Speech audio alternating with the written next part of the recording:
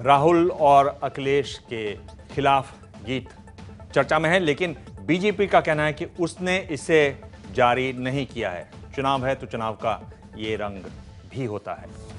कल मोदी सरकार ने बजट पेश किया।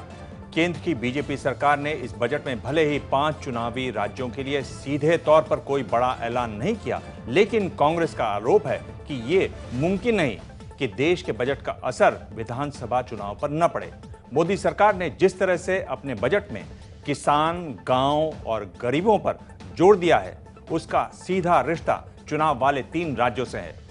करीब से देखने पर साफ है कि बजट में उन सभी बातों पर जोर दिया गया है जिससे सीधा लाभ बीजेपी को मिले इन विधानसभा चुनाव में।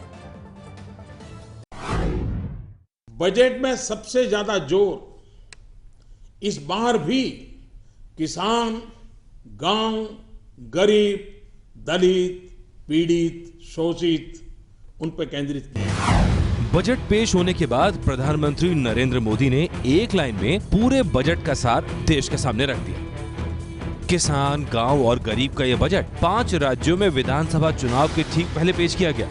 वित्त मंत्री अरुण जेटली ने इस बात का पूरा ख्याल रखा कि उनके भाषण में कहीं भी उन राज्यों का जिक्र न आए जहां चुनाव होने हैं। लेकिन बिना नाम लिए ही वित्त मंत्री ने बड़ी ही चतुराई से साफ कर दिया कि ये बजट किसके लिए है। I propose to present my budget proposals under 10 distinct themes to foster this broad agenda. The themes are: 1. Farmers for whom we have committed to double their incomes in 5 years. 2.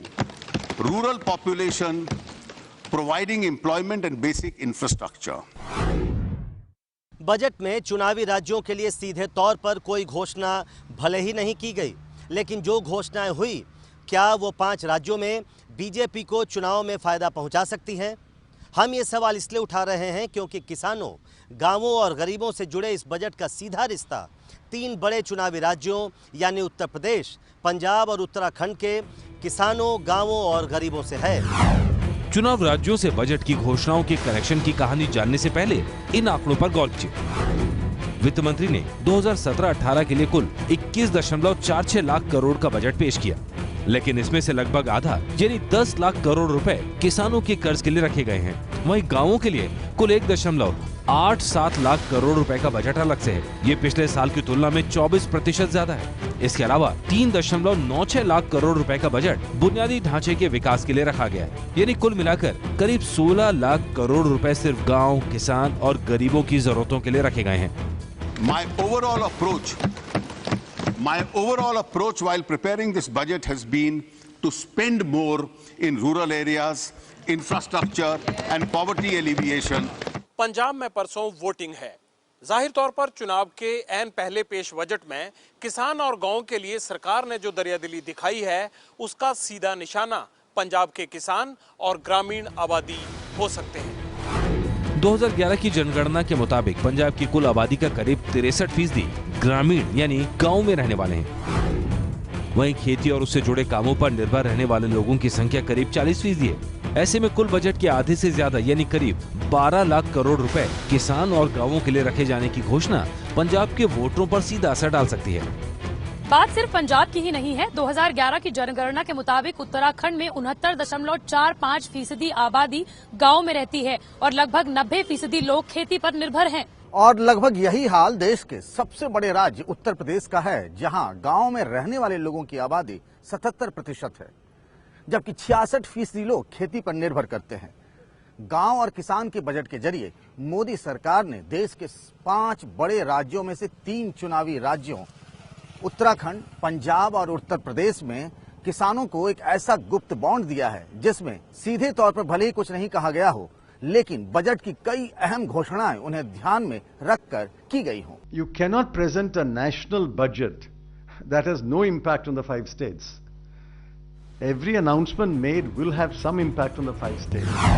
सिर्फ यही नहीं, tax से जुड़े बदलावों पर नजर डालिए तो साफ है कि अमीरों पर बोझ और गरीबों को राहत का लक्ष्य था। छोटी कंपनियों पर टैक्स का बोझ कम किया गया। 50 करोड़ तक सालाना टर्नओवर वाली कंपनियों पर टैक्स 30% से घटाकर 25% कर दिया गया।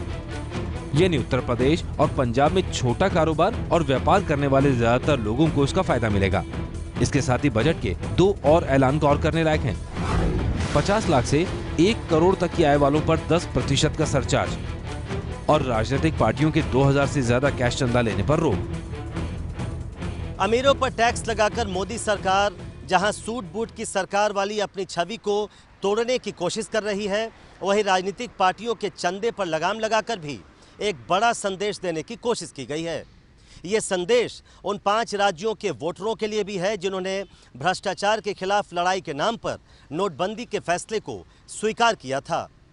राजनीतिक पार्टियों पर लगाम कसकर मोदी सरकार ये जताना चाहती है कि भ्रष्टाचार के खिलाफ लड़ाई में वो किसी को नहीं बख्शेगी।